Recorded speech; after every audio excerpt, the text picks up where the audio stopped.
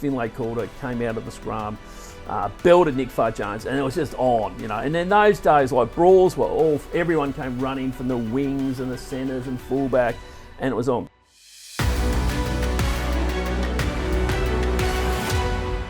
Hi guys, Jamie Pandaram and Julien Linden with you, previewing this historic British and Irish Lions tour, which is coming up very soon. And Jules, you've seen the '89 series, you've covered a couple as well. Yep. Why is the Lions tour so special?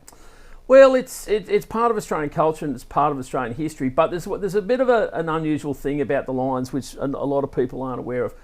Although the first Lions tours to Australia took place in the 1800s, okay, the Lions actually didn't come to Australia for full 3 test series between 1904 and 1989. Crazy. Massive gap, yeah. So basically they didn't think we were good enough, so they tended to stop here on the way to New Zealand. They might play 1 test, they might play 2 tests against us. We hardly ever won, to be fair to them. But it wasn't until 1989 that they did a full 3-match series. And the reason that happened is because Australian rugby got its act together. 1984, the Wallabies went to Europe. They completed the Grand Slam, showed all the British teams that they were better than them.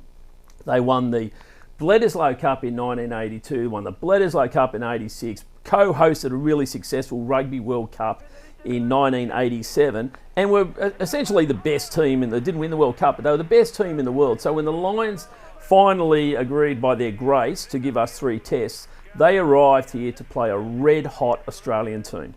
So you're a fresh-faced uni student, the '89 tour rolls around.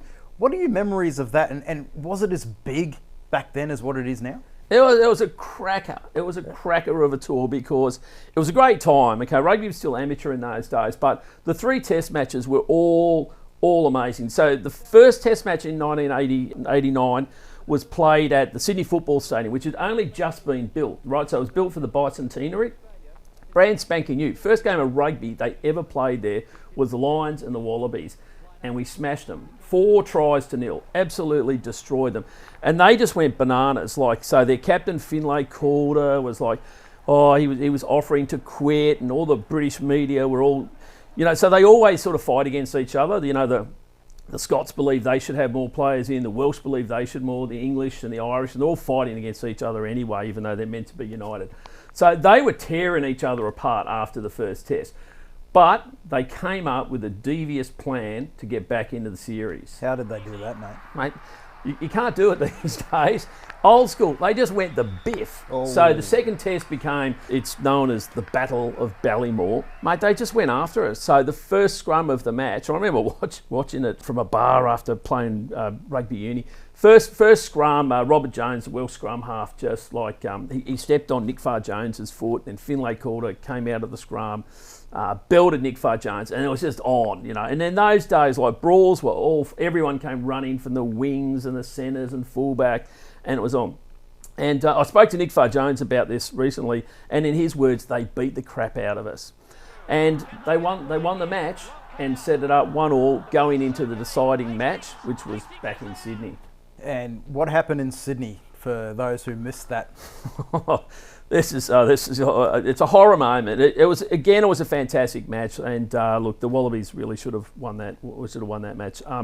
Look, it turned on a really pivotal moment where David Campese, superstar player, and Greg Martin had a mix-up behind the goal line where instead of kicking the ball out, they decided to run it, and it's kind of botched up the communication. And Julien Evans, the Welsh Lions winger, just pounced on it, scored the try. Oh, this is terrible stuff. It's a try. Well, what a mortal blow for the Australians. Look, to be fair, there was actually about 30 minutes still to go. When I was a young uni student, I thought it was 2 minutes to go, and I remember screaming at the TV, but it was actually a long time ago. It didn't really cost them the match. They were good enough. If they'd been good enough, they could have come back and won the game. They didn't, but that is the incident that everyone remembers for it. Incredible series. The Lions got away. They won 2-1 in the end, but the rebirth of the Lions series in Australia stemmed from that moment. And the payoff, although it wasn't evident right there, was that it toughened Australian rugby up. They added some real starch to their forward pack. on the back of that loss, brought in some new young players like Timmy Horan and Jason Little, and they got Willie Offahingawi. 2 years later, Wallabies won the World Cup. They wouldn't have won it if they didn't lose that Lions series. So we have the Lions to thank a lot for Australian rugby.